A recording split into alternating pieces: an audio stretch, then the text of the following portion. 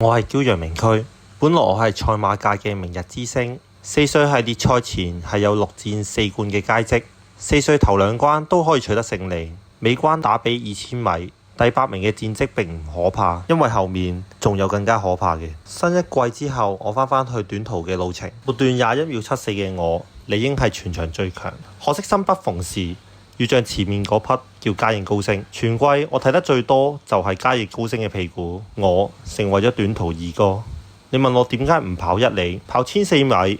第2名嘅成績我都爭啲保唔住，跑1600米，我唔敢想像可以贏得國奧遊氣泡。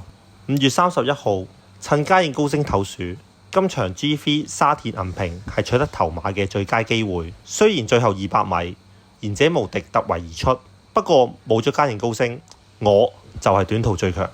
取得今季首冠之後，下季趁嘉應高升遠征澳洲，我應該可以取得首項 G1 嗎？